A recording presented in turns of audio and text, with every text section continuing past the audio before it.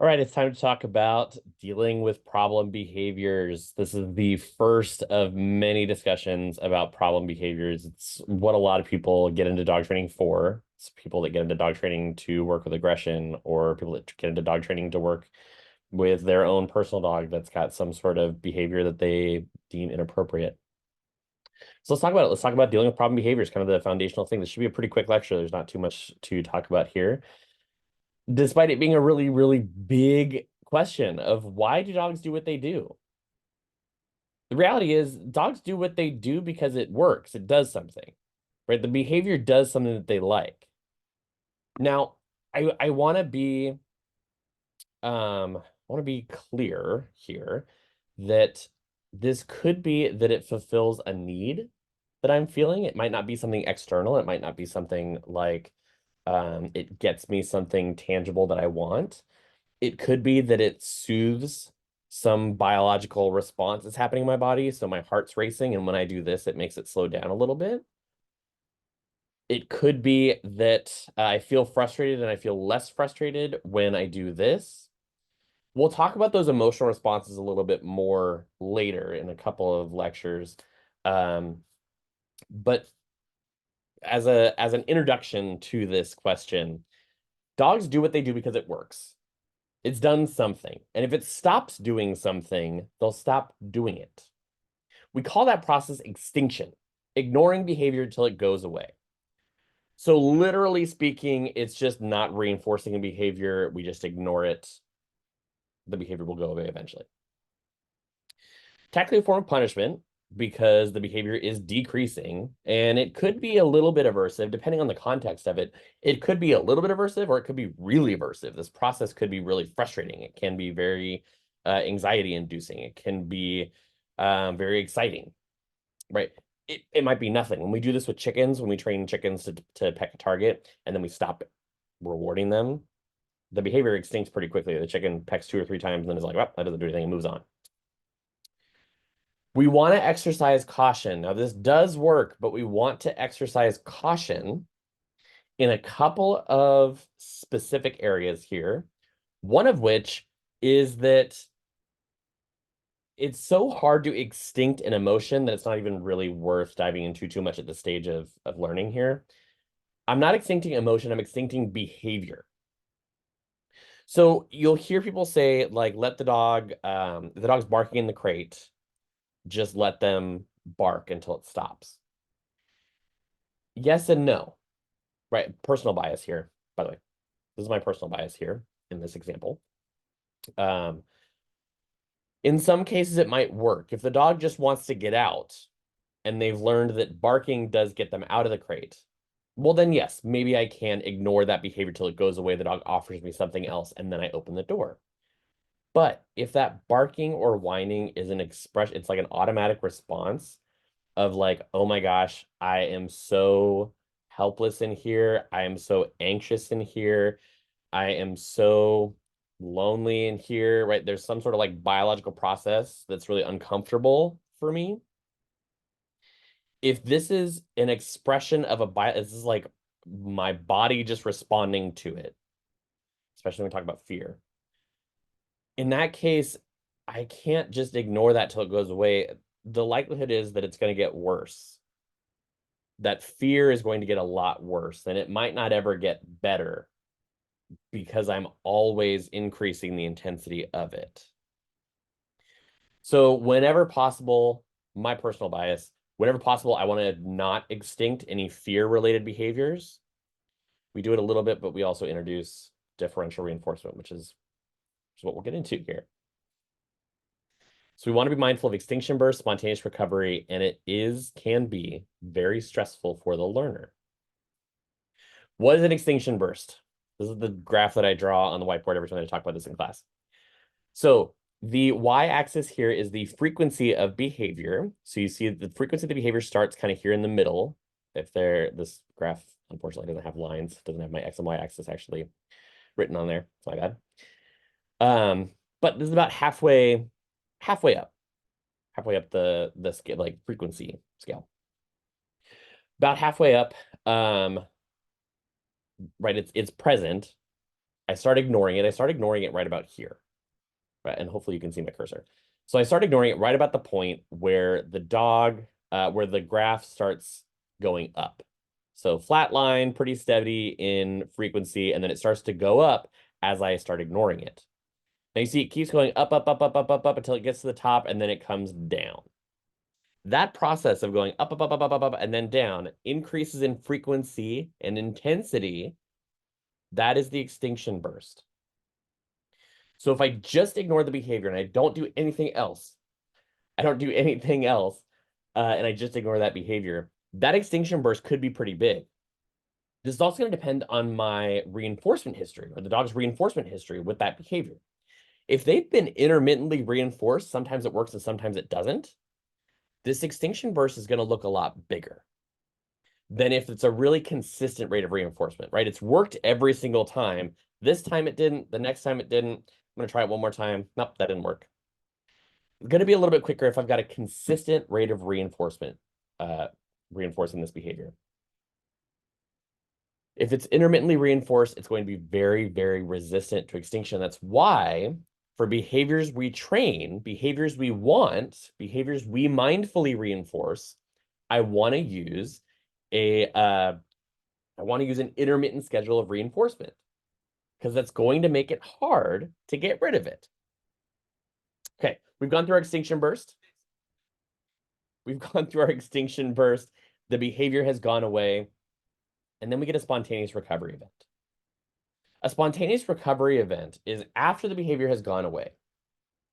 We try the behavior again, see if it works. Now, if that behavior works, if that behavior does what I want it to do, it'll come right back. That behavior will be right back up where it was, or maybe a little bit lower than it was, or maybe a little bit worse than it was.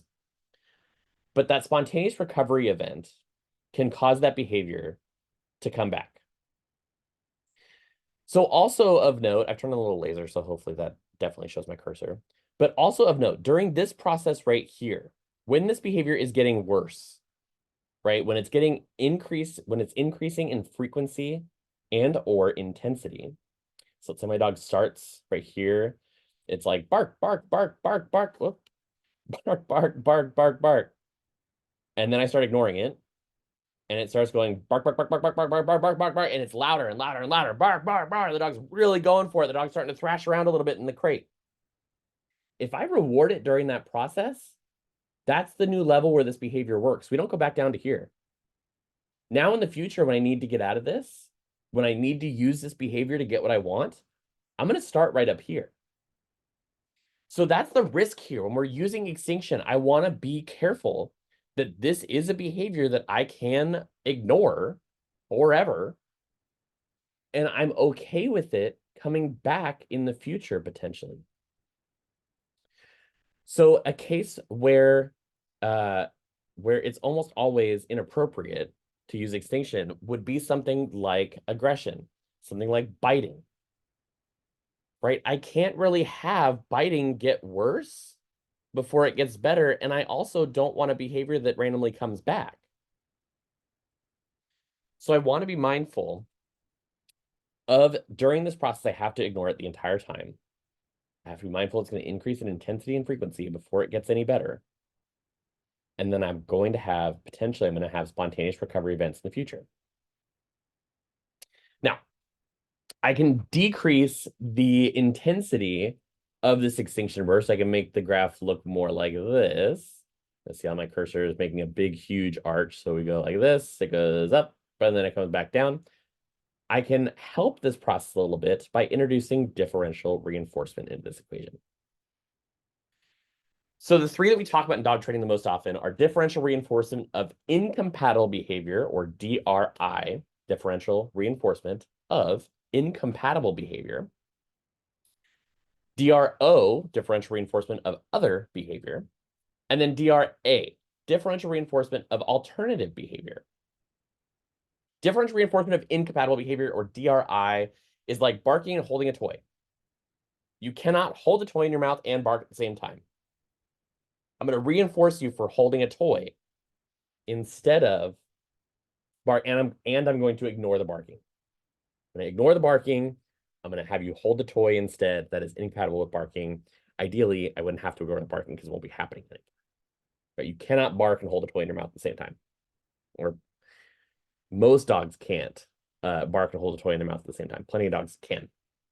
This could also be I can't lay down with my like over on my hip, like a comfy down. So the dog lays down and then they're not like on their haunches like this. They're kicked out to the side. So they're laying on their hip. Can't lay down like that and jump up on you. Laying down is incompatible with jumping. Other behavior, if I'm using differential reinforcement of other behavior, I'm saying I will reinforce anything that's not that. When this antecedent is presented, this thing that is cueing or prompting the behavior, when it's present, if you offer me anything except for this behavior I don't want, I will reward it. So the dog is barking at the front door when someone knocks on the front door. I knock on the front door. If the dog does anything except for bark, I'm going to reward it. They grab a toy, they run around, they jump up on me, they spin around in circles, they do anything else, I'm going to reward that. It's differential reinforcement of other behavior. Now, what's going to happen there is I am reinforcing something, right? This is differential reinforcement. Reinforcement's right there in the name. It's going to increase the frequency of a behavior. So if I start reinforcing the dog for spinning, the dog might start spinning more in the future, and this could become a separate problem. But this can be a really effective way to tell the dog there's lots of other options available. You don't have to bark like that. There are plenty of other options available to you. Differential reinforcement of alternative behavior is what I want us to be striving for. So differential reinforcement of alternative behavior, or DRA, is choosing some behavior that serves the same function as the problem behavior. So the dog that is barking, I can offer them a toy, but what do they want? Why are they barking? Are they barking because they want attention from me? Well, then what gets attention from me? What behavior gets attention from me? Sitting? Does sitting reliably get attention from me? Because it's really, really easy to ignore a sitting dog. It's really, really easy to ignore the dog that goes and lays down in their bed when you get home. It's really, really easy. You have to be very mindful to not ignore that behavior. And what's going to happen when you ignore it? It's going to go away. So I want to find behaviors that serve the same function. So for example, when I get home, my dog does big, like galloping laps around my house and he grabs a toy. When I get home, my dog is excited to see me and he wants to play with me. Grabs a toy to say, I want to play. He's already playing. Grabbing that toy is already playing. And by the time he comes back over to me, he does this big, huge lap, finds the toy, grabs it, picks it up, runs over to me, and then I start playing. That serves the same function as the previous bad behavior, which we never really had one in the first place, but let's say that he originally was like jumping up all over me because he wanted to play with me. Right? Yeah, walked in the house and he's like jump, jump, jump, jump, jump, jump, jump all over me because he wants to play with me. I'm gonna pick an incompatible behavior. You can't jump on me and gallop around the house. And do a big lap away from me. You can't do those two things at the same time. So it is a little bit incompatible, but it serves the same function as the problem behavior. Whenever possible, we want to identify those alternative behaviors. This thing you're doing right now doesn't work, but let me show you what does. That's what I want to create for my dog. And that gets into the really exciting conversation that I'm so excited to have. We're going to talk about fear a little bit. Then we're going to talk about emotions. And during that time, between now and whenever you watch the lecture talking about a dog emotions, I want you to be thinking, how does my dog communicate what they want? How does my dog tell me what they want? Because your dog is a living thing that wants things and needs things sometimes. Your dog wants attention. They might want to dig holes in the backyard, or they might want to dig holes in general. What is the alternative to that? They might need to run. If you're not a runner, what's the alternative to running? The alternative is not running. Your dog needs things. Your dog's going to communicate they need things. They need attention. They need, I don't know, they need attention. They want food, right? They're begging at the table. Well, how else do they ask for food that's reliably reinforced? How else do they ask for attention that's reliably reinforced that I haven't already extincted?